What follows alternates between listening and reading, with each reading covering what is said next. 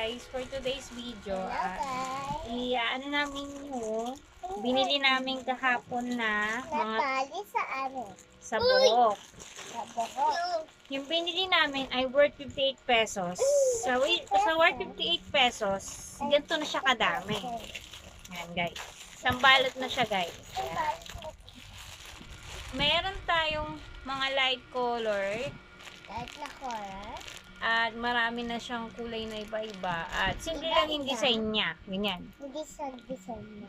Simple na yung design niya. Papipilian mo na lang kung anong gusto mo gamitin kulay. Meron din tayong Sanrio. Sandria.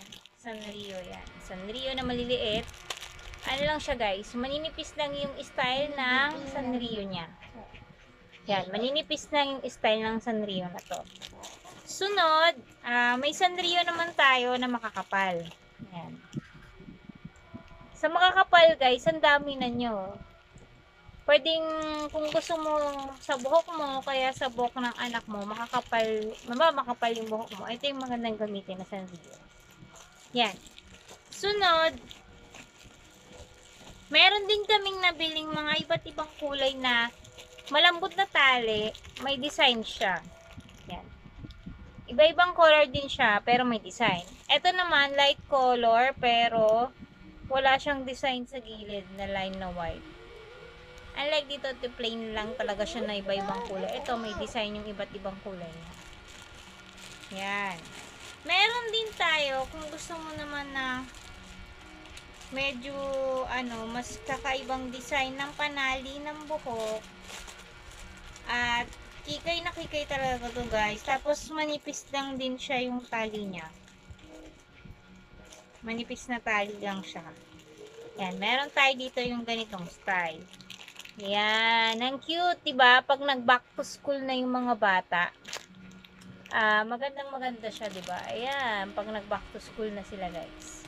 Meron ding dark color na iba't ibang kulay. Yan. May mga dark color dyan na iba-ibang kulay. Meron namang light color. Para siyang Korean style na panali ng buhok. Ayan, light color na iba't iba ang kulay niya. Pero light lang. Ito naman pang mga mga bagets na maliliit. Pang kinder. Ito naman parang gusto mo maging mukhang dala-dalaga yung anak mo. Ayan. Meron din yung mga ipit na ang style niya, di-clip sa hair. Ito po, ang dami na niya. Sa isang balot, marami na siyang laman.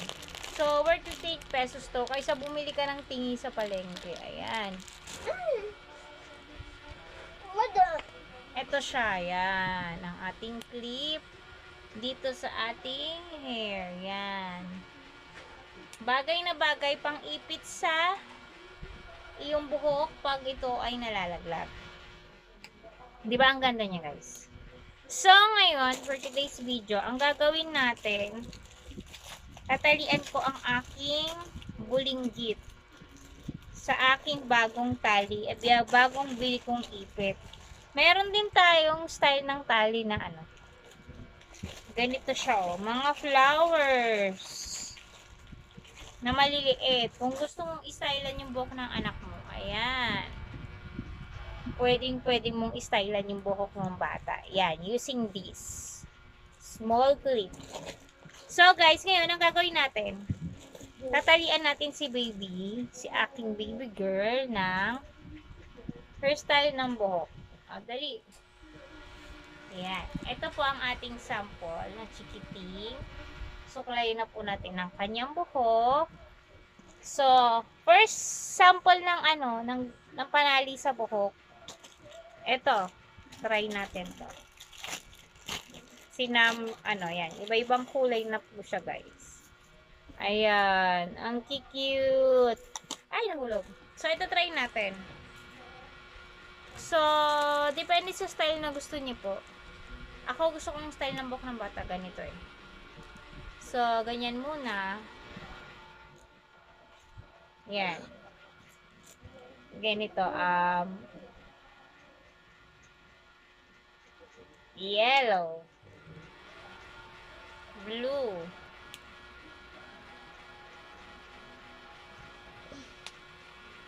Ayan. Violet.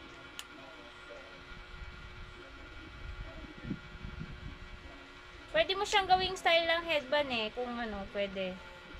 Pwede siyang gawing headband na style. Tapos kung gusto mo ganyan, pwede rin. Pero gusto ko na medyo maging clear yung aking anak. Sa dating ng school year, clear lang yung buhok niya. Ganyan gagawin natin. So, ang napansin ko parang isa lang yung green. Sayang. Papalitan na lang natin ng ibang kulay. Yan, to na lang. Ayan, pakita mo, lapit ka. Yan. Diba? Ang ganda rin yan tingnan. Pwede din siyang ganyan. Yan. So, ayan. Ihilera mo lang siya dyan sa side na yan. Sa next side, ganun din gagawin natin. Para magmukhang clean yung buhok natin. Pag buhok ng baby natin, pag nag-i-school. Next, tapatan ulit natin siya ng blue naman. Depende yan, mga mami, sa style na gusto nyo sa anak nyo, kung paano nyo i-arrange yung color ng hair, ng arrangement ng hair niya, ha. Nasa inyo yan kung paano nyo siya i-style ng hela-helera. Yan, harap ka dito na. Ayan, so dahil manipis lang naman din ang buhok ng aking anak, sisimplihan lang din natin. So, papasok tayo ng pink. Kasi, meron nagkaibang kulay dito, pink and green. So, ito na lang. Ayan. Ayan. Tingnan niyo po kung gaano ka-pretty ng bata. Wait lang ha. Wait lang po guys. Iusog ko lang ang aking bagets. Para makita nyo mabuti. So, lipat natin konti. So, ayan anak, kaayos ka. Pakita mo dyan sa kanil sa ganyan din. Lapit ka konti. Baby. Yan. Tingnan po natin mabuti ah. Yan. Hanggang dito. So, kung gusto mo naman ng medyo may style sa likod, yung buhok ng bata, yan. Iaan lang natin siya. Itatali natin siya ng gusto niyo pa po ng ibang style, pwedeng ganito gawin natin sa kanya. Para hindi rin nakalugay yung buhok niya at hindi siya magiging irritable. So, ang napili ko pong itali sa buhok niya, kung gusto niyo lang, ako ang pinili ko yung mga ganito. Pwede naman nang piliin yung panale, ito. Pwede naman piliin yung pantale is yung Sanrio. Pwede yung Sanrio o yung iba pa po niyang tali. Ang napili ko ay ito. Ito yung napili kong itali sa hair niya. Yan. Yun yung napili ko. Then, ito po siya. Ayan. Yan ang napili natin. So, tatawag natin yung hair niya ng ganito. Ayan. Wait lang ha. Uy! Akin na yan! Ikaw talaga? Ginagamit ko pa eh. Pasensya na kayo guys. Sumali! Nagkukulit siya. Ayan. So, eto. Papakita ko sa inyo paano yung gagawin kong design.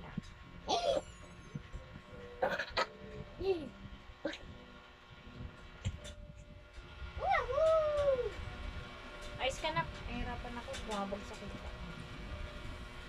Pwede ito sa mga may event sa school. Halimbawa, nila, Christmas party, birthday party, atin kayo ng birthday, ng binyag. Pwedeng ganitong style yung i-ano nyo sa buhok ng mga anak mo. So, ganito na kung masyadong tumikit yan. Yan, ganyan, tama na. So, pag may birthday party or ganito, pwede yan. Yan. So, after natin itali yung kanyang hair, in-order ko to sa Shopee for only 8 pesos. So, ginamit ko yung voucher discount ko para makamura ko. Nakuha ko siya ng mas mura at mas mababa. So, I used the product na design dun sa buhok ng anak ko. Yung sinabi ko sa inyo kanina. So, eto. So, yung mga ginamit na ako nung nakaraan pantali sa buhok niya. So, ito naman, ito ulit na pili ko. Mga light color. Yan, iba't ibang kulay na panali sa buhok. Yan ulit na pili natin, itali sa kanya. Ano lang naman, siguro tatagal lang to ng mga ilang araw mo itatali sa anak mo. Kasi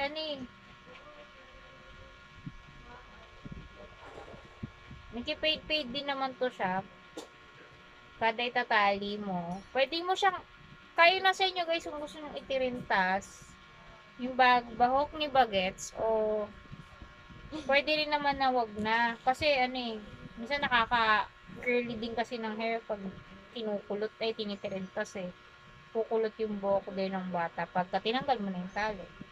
So, nasa inyo yung design yan. Nasa inyo kung ano gusto nyong style. So, sa akin hindi ko natitirintas.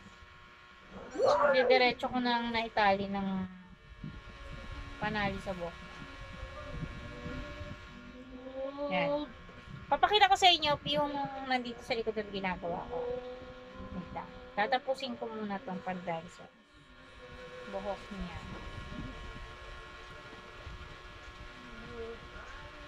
Maganda kasi na na pag kapasok sa school yung mga anak natin, maayos sila, clean yung buhok nila, maganda tignan yung buhok nila. Erap pa muna mamaya natin. Mamaya natin na tayo ito. Yan. So, sa panglas, ito na yun. Pangalan kasi na nakaayos lagi yung buhok ng anak natin para pagpapasok sila ng school.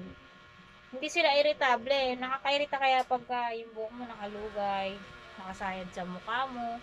Pwede naman time na magpalugay sila pag gusto ng bata. Palugayin din natin para sa akin, mas presentable pag nakatali. So, the next design na napili ko ay ang i-design natin sa buhok niya na panali ay yung isa. Yung mga ipit na the flower. I use the flower design na i-clip sa hair niya. Ito, ang flower. So, ito try ko na ha.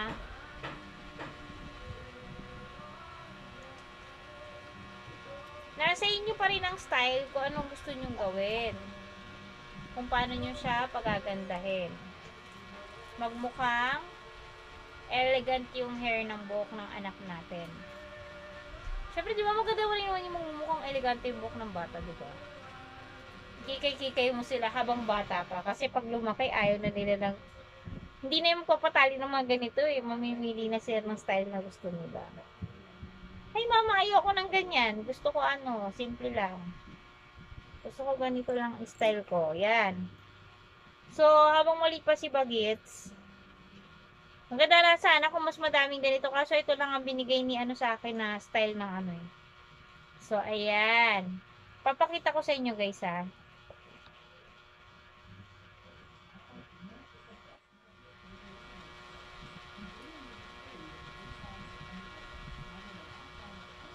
Ayan.